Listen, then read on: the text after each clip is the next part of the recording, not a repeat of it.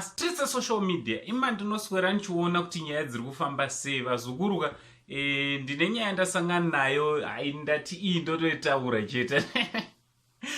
Nino vazukuru inandiunyepera ino ukaita scandal rako, as long as waita scandal rako ndikaribata ka chero uri wangu ndotombomira zvekuti uri wangu, because ndine vazukuru vakamirira nyaya dzakaita sedzidzi vane ndichida kuudza. So rega nditange nekuapologiza kune vanhu vandichataura pamusoro pezvavo nhasi, handiti rega ndiende nekuapologiza. So chiteerera iwewo manje kana wanga usati wasubscribe paSaint TV, mukana uchiripo wekusubscribe, subscribe, turn on your notification bell so that whenever we upload a video you will be notified. Ndichitoti maswera sei, makadini, zviri kutodii kwese kwamuri vazukuru vasekuru Saint.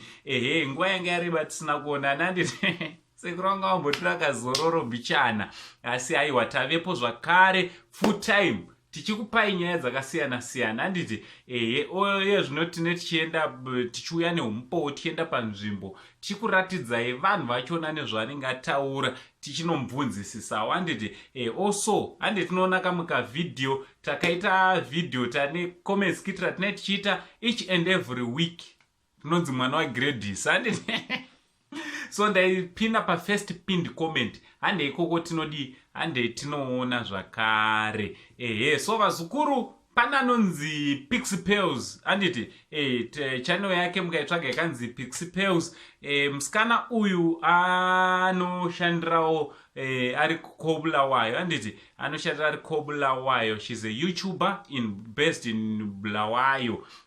Also we've got anonzi Zigo TV. I don't know Zigo munomuziva, handiti anowanzobatika kuFacebook zvakare, kumapage rimwe rinonzi Hatirari, kumapage akasiyana siyana, handiti vanhu vandinotaura vanhu vakuru paYouTube, handiti ndo mapioneer paYouTube naZigo. So what happened ndezvekuti Pixipels a year ago pane video raakaita aitawo heartbreak, obva aitawo video pachannel pake kuti ndaputswawo mwoyo neumwe wandiputsa mwoyo. So what happened, Zigo akabva anzwa nyaya yachona, obva muinboxawo, obva enda nekusirwesero, obva atanga kucomforta, sorry baby, chichi munozwa musikana kana ari heartbroken chine chakachaya, handiti obva atora advantage, obva anyenga mwana, akanyenga mwana kutonyenga kupfimba kutsvetsva, handiti obva watanga kudanana Pixipels naZigo according to Pix.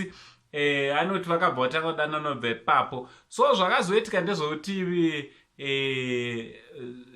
zvakaitika vakabva Zigo anogara kuHarare according to Pix. Ina handiziva hangu anogara, nditi anogara kuHarare according to Pixipels.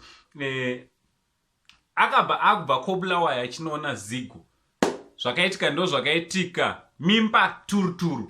So mwanasikana just of recent ari kuti akazobva kuBulawayo achinoshare good news naZigo kuti hazviya zvaunga uchishanda aiwa zvinenge zvaane mubhadharo, zvaane mukoho wacho ndeuyu, ndane mimba.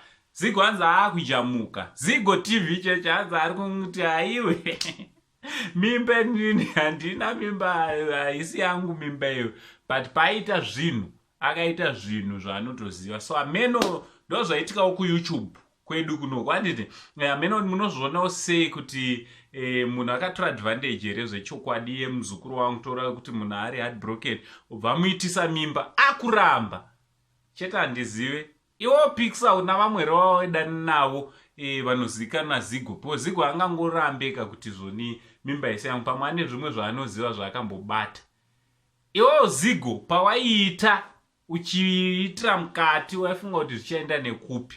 Ameno mibvunzo inenge chingouya yatine chikubvunzai sevazukuru wangu. So ngataura namacomments kuti munofungei nezvemaYoutubers kuitawo maskandari. Ivo vanofanira vachitora nyaya dzeskandari vachikupai, ndo vakuita skandari rachona. From Uncle Saint, the only Zimbabwean uncle. Ngataura namacomments chitichi, much love.